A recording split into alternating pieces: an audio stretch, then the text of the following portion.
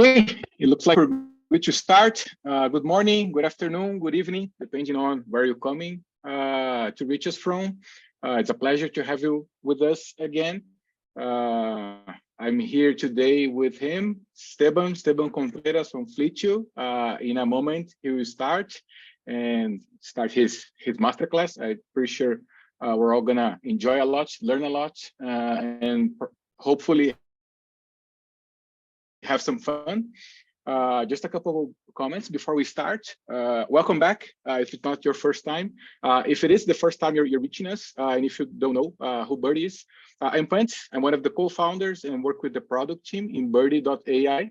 We're building this platform to help product teams make better informed decisions using their customers' feedback. So if you would like to learn more, just make sure you visit us at Birdie.ai. It's going to be a pleasure.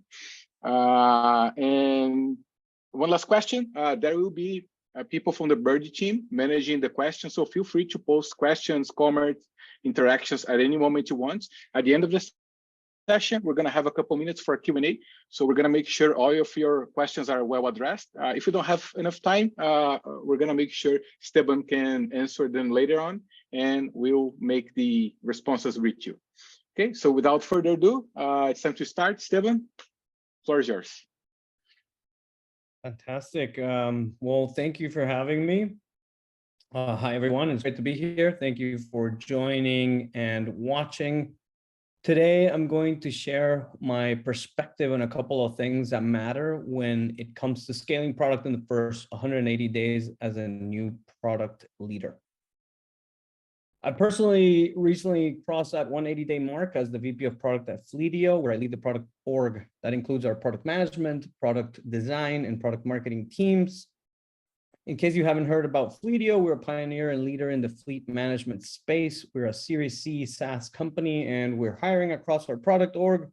We're looking for great product people to help us reshape fleet management. So if that sounds interesting, please check out fleetio.com/careers. A little bit about me. I've been a product leader at multiple SaaS companies from early stage to scale ups and mature orgs. I've also advised startups and talked to many product leaders over the past 15 years. I share some of their insights about the present and future of product on my Substack newsletter, productstate.com. If you're watching this, I'm going to make an assumption about who you are. You are either a product leader, or you'd like to become a product leader, or you're hiring a product leader, or you're working with one. If you're any of those, then the topic of scaling product is very important to you.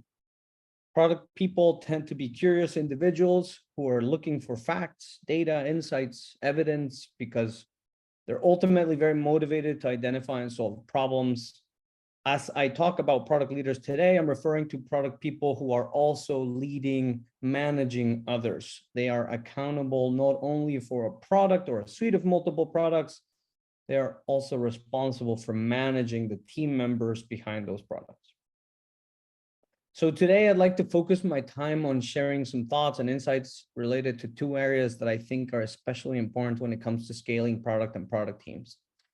First, I want to talk about the importance of leading with context instead of relying solely on your own knowledge, evidence, experience, ideas, skills, and intellect. And second, I want to talk about the importance of making sure that as product leaders, that we become part of the team instead of just relying on our position to tell others what to do. Okay. When I think about someone in a brand new product leadership role, I immediately think about the unique situation in which they will find themselves in. This is important because in order to consistently lead confidently, you need to lead with context. Context is key in product leadership. Your situation is 100% yours. So I want to unpack that a little bit. No two people are the same. Every human being is unique. Who you are is going to be an important part of the equation because whoever hired you believes you are a key part of a future state getting built and developed. Without getting too personal here, just a few examples of how I tend to think and act as a product leader.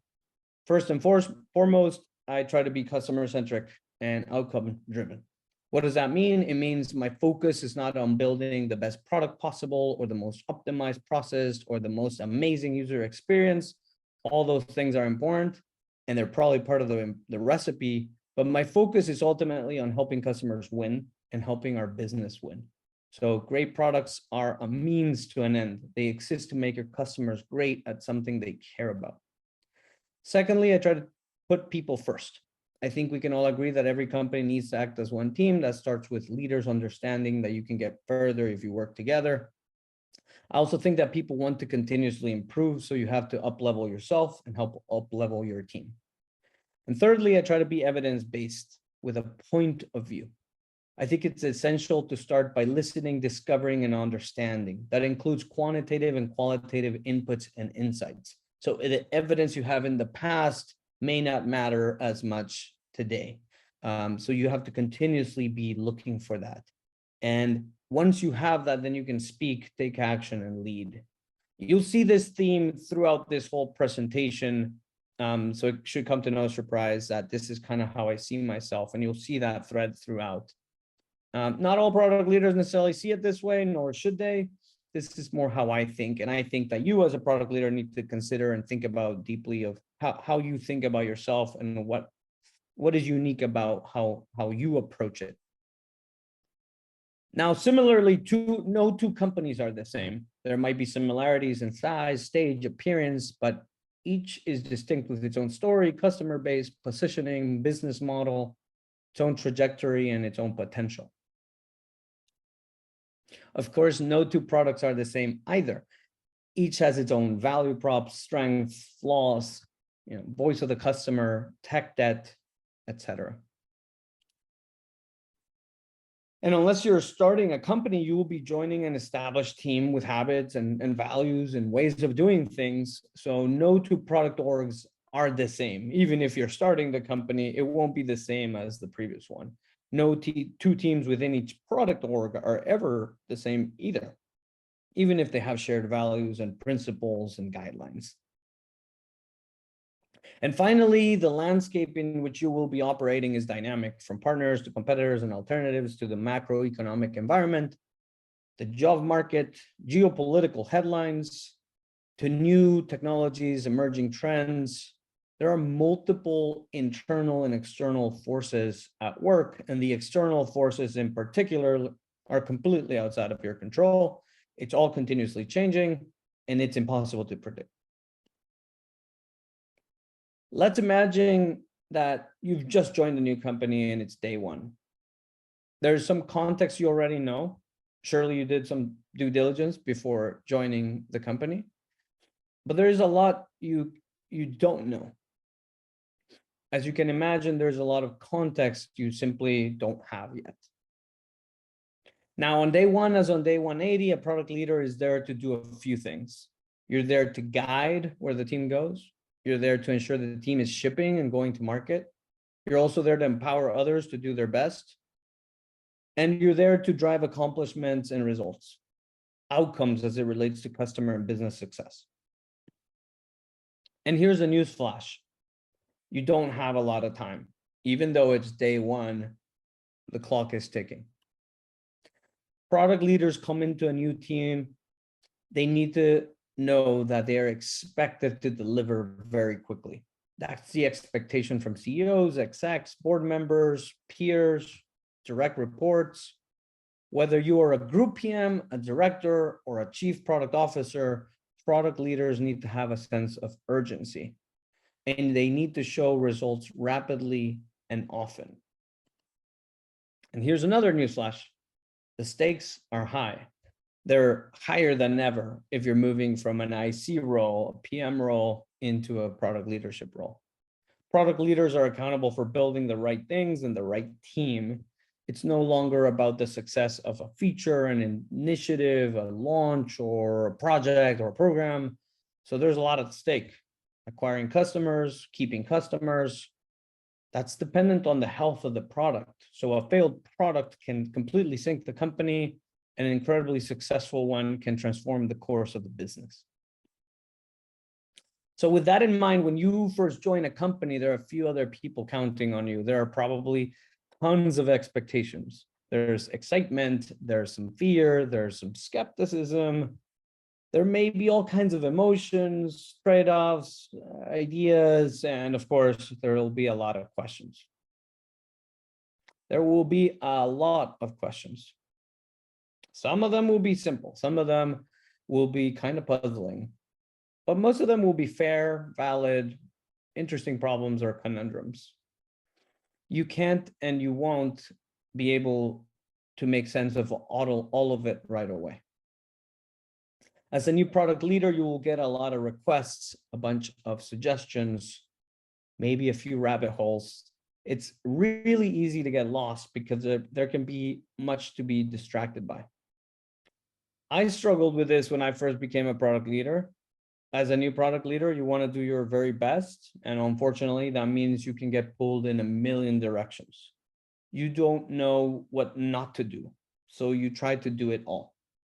And if you end up pursuing the wrong things, you will not be able to play your role in guiding, shipping, empowering, and driving the product forward. In fact, you may get absolutely nowhere fast. Looking back on my career, I've seen product leaders at almost every level get very overwhelmed, sometimes reacting like indecisive or even passive aggressive deer in the headlights, and sometimes acting like ruthless dictators. And their teams, their products, and their businesses ultimately suffered from it. Given that urgency and the fact that on day one, you simply don't have all the context that you need, and the future state is an increasingly growing question mark, it is very tempting to try a pre-written playbook, either your own from a previous role or someone else's. We're really drowning in information these days, so you can get playbooks from pretty much anywhere. Google, ChatGPT, Reforge artifacts, from books and podcasts and webinars. The thing is, pre-existing playbooks can be very valuable inspiration and knowledge, and they can be a way to kickstart some ideas, but just implementing a pre-existing playbook blindly will probably not work. What worked for Hotmail is not what worked for Gmail or for Slack, right? What worked for Oracle is not what worked for Salesforce or for Snowflake. To start on the right foot and to be effective over the first 180 days and the rest of your career as a product leader, you need to be absolutely excellent at focusing your attention, your time, and your energy. Here's the big question that I think you actually really need to answer. What does the company need from you most right now? You need to avoid thinking of yourself as an order taker or an order giver. You need to avoid seeing yourself as the solution and get to the heart of key problems. Yes, you are in listening mode, but not every asked question data point is equally meaningful. You are not on a listening tour for the sake of listening. You are on a fact-finding mission. You're looking for the right evidence and you're applying discernment. You need to get to the heart of what's working and what's not working, what is true and what isn't, what matters and what doesn't matter to your team, peers, customers, partners, executives, new hires. And you need to find patterns. You need to watch videos, pay attention to demos, read blog posts, go through user onboarding process, analyze the data, and delegate some of that effort to try to bring in as many inputs as you can. It's easier said than done, but with deep context, some urgency, as I said, and a good sense of the impact needed, you can understand the specific assignment that you are in the short and the long term. And then you can tailor and personalize a playbook instead of merely implementing one. You can help crystallize a future state that makes sense instead of one that could create skepticism. You can prioritize and phase out initiatives that make a difference and instill confidence in those around you. You can be clear about what matters most and why. So you can go from a list of things to do, which is a good start, to an understanding of what we will do and what we will not do. and why. Ultimately, that is what strategy is. And you need to be strategic in everything that you're doing, which in turn provides you with a clear path to follow and helps you empower your team to take action. It's really good when your team starts showing instead of just telling the rest of the company about what you are up to. Instead of simply talking about a culture of impact and customer centricity, you show it with the things that you are doing and the things that you are enabling and actioning. If you're in SaaS, like I am, this may mean your customers start reacting to features you are rolling out, and your CX and sales and support teams start to get excited or at least show appreciation for what product and engineering are focused on. You start to build trust, which give you momentum. And within the product org, you build strategic muscles for decision-making and traction, because ultimately it's about traction with your customers, with your users. And of course, this may look very differently for product leaders at different stages. An angel round startup product leader will have very different priorities than one at a VC funded scale up. And it might be very different from a mature company that is PE backed and has recently been acquired or is in the process of acquiring another company. Now, there were a lot of examples in those last few slides. I hope you didn't pay too much attention to the words on the screen. Those are just examples. The point is you're looking to provide clarity of focus. If you can have just one big bullet and that works in what you're communicating and that provides a clarity of focus for your team and for yourself, then awesome, go with that.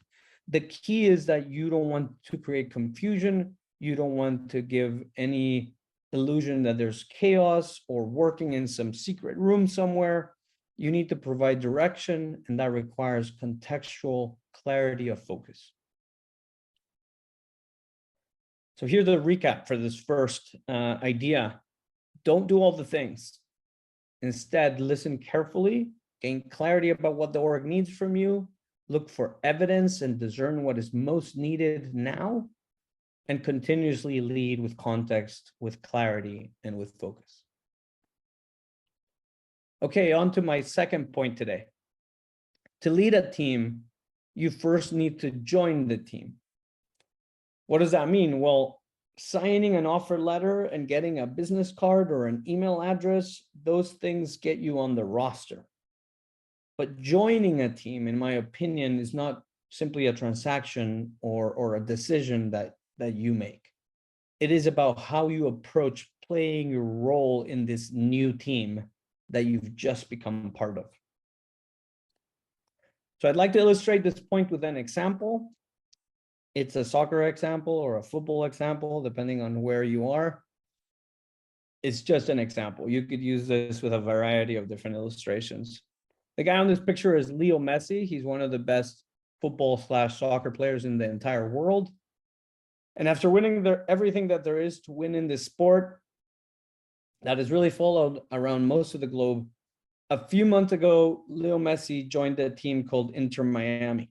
This is how he's spending what may be his last few years playing this sport. Inter Miami is a team that is near the bottom of the standings of Major League Soccer. It would not be far-fetched to say that this is the worst team that Messi has ever played for. It's a team that was built from scratch just a couple of years ago.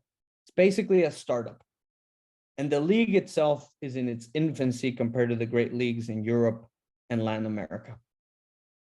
The reason why I'm telling you this story is because within a matter of weeks, Messi has completely transformed this team in Florida. He led them to win their first trophy ever, and you can see the smiles on the faces of his teammates that some of them are probably a little surprised about this happening. Messi didn't win on his own. From day one, he has been a team player.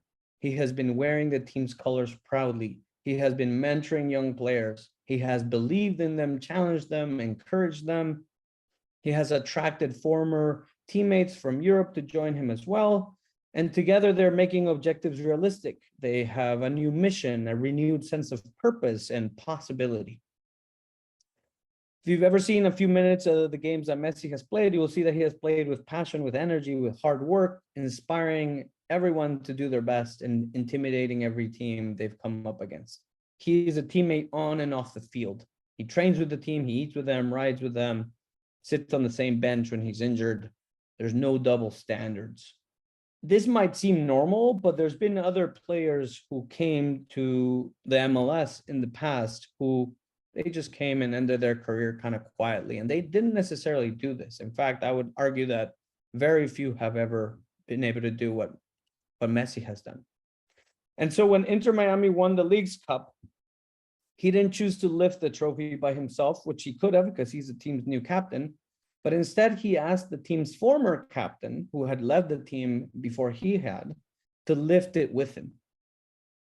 By joining the team and leading the team by example and not just by position or title, he was able to make a struggling team do what many thought was impossible.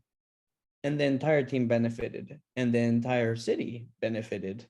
And it's been an amazing story. Now, none of us are Leo Messi, nor should we try to beat Leo Messi. Nobody here is trying to compete in a sports team. It's a different sport, the sport of product. But even if the greatest in the world needs to become part of a team to make the team great, then I think it's essential for us to see the parallels there, that we understand how important it is for us to wear our team's colors, to choose the role that we play wisely, intentionally, not taking ourselves too seriously, but also knowing and understanding the stakes. At the end of the day, product is a collaborative game, so we need to be very good at collaborating. So to recap, don't just tell everyone exactly what to do and how in person, in Slack, on email. Don't do that. Instead, get to know the people, earn your place, set the pace, lead by example, up-level the team. This way, you'll be scaling a team that you want to scale. Products are built by human beings, and it's important to bring in our humanity into the process. You don't build great teams as if everyone is a Lego piece or an assembly line. There's an art and a humanity to the craft of product, and to me, that is one of the most rewarding parts of product leadership. And it's particularly important as you're scaling a product and a product org in your few days in a new company. That's all I got for today. Thank you all for your time. I hope this was valuable. Here's how you can get in touch with me. And if there's any questions, I'd love to hear them and give you my perspective. Thank you. That was, in fact, amazing. That was brilliant. Appreciate your time. Appreciate sharing that with us. Just consider a lot of things. And in LinkedIn, also, folks are commenting a lot and reflecting a lot, much more than asking questions, because everything is so clear, the examples you brought. Product, after all, it is empathy, an exercise of empathy and relationship, and being able to connect with real problems from real people, right? So nothing more fair than listening and communicating. As a leader, you're going to do that a lot.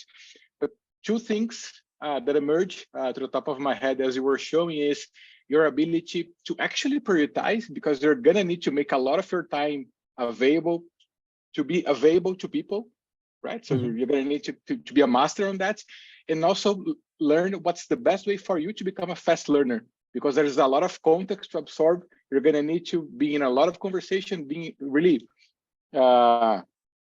optimize the time and make the best use of the time, because otherwise it's just going to be passive listening. And as you mentioned, that's not exactly what we're looking for.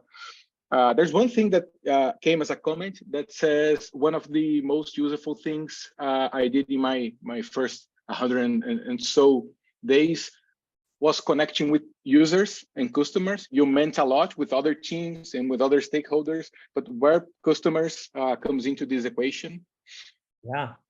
Yeah, absolutely. I think it's absolutely essential that you're talking to customers throughout this journey. I think I try to point out that there's all kinds of things coming internally, and you could argue you could have a bunch of similar slides of what you're hearing from your customers. So it's essential that you are meeting with customers, that you are looking at various inputs where customers are providing information. That could be reviews, that could be input to your success team or to your support team, that could be surveys, that could be sales calls. So there's a plethora of inputs that you need to look at. I think the big question is what is most needed from the company right now for you as a product leader, and to take action on that, right? So if you are seeing a plethora of customer support tickets, that might not be in your pre-existing playbook, right? That could be something that is unique to that situation that you're coming in, and now you need to address a problem of reliability potentially, right? So you might need to address some of those tickets. You may need to consider broader reliability. You may need to work with your engineering team to work on SLOs. Maybe there's some patterns and some similarities and some trends that have come quarter over quarter or year over year, and you can make sense of them. And so you need to distinguish, you need to figure out what's true, and that there's a plethora of signals that are inputs to that. Some of them may come from your team, some of them may come directly from customers, and not all of them may be known. So you may need to go out on a fact-finding mission to obtain data points that maybe don't exist yet. No, that's good. I think people just unlock, and a lot of comments starts to come. As you mentioned, you have a tight schedule, so we're gonna have to break in 3 minutes. I'm just gonna bring one more, and then we make sure these questions can come offline to you, and we direct the answer to our audience later on. So this one is about the team, so the existing team. How about a team where other stars might make those initial days confusing to the product leader and impacting the speed matters mantra? You said that other stars in the team, you know, the hard to deal with people. Yes, I see the point. Like if Leo Messi joined the team, and another Leo Messi there. That's an interesting problem. You know, I think every team, the best teams should be all stars that aren't necessarily selfish people, that they're very good at what they do. So you want to build a team of leaders, and you want to join a team of leaders. So I'm big on hiring people that are rising stars, or that may be stars already. I think that there's an element of how you carry yourself and how you behave. You need to be really comfortable with how you do that. So that question may have all kinds of subtext of layers of questions, right? Egos and things like that. But let's assume that I don't know who the other person is or the other people are. I think it's important that you show up with your values very clear on how you approach things, and that you may be able to change things around. Sometimes you have people that have been in one context and a role for many years. And if you're coming and you're a leader, you may need to change how the team operates, and you may need to edit the team. And so you need to find a solution ideally with that person. In other situations, it might be a peer or an exec that you don't lead, and you need to learn to collaborate with them, right? Chances are you might become best of friends and work together for 4 or 5 years, or maybe you'll go on to do other things, or maybe this is someone that is checking out and leaving next month, right? So you have to behave the best way you can with your values, and focus on that versus thinking too much about the dynamics of what other people may be thinking or acting. I think really kind of you polish each other, you sharpen each other, and you influence each other. Yeah, that's amazing. So do like Leo Messi, have discipline to sharpen your soft skills, because you're really gonna need those, right? Much more than know how to use a framework or reading a lot of books, you're gonna need to sharpen your soft skills. Esteban, I can't thank you more. It was amazing. Appreciate the time. Appreciate all the clear information. It was extremely insightful. Hope for all of you guys as fun and as useful as it was for me. Thank you. Have an awesome day. Thank you. See y'all. It was a pleasure.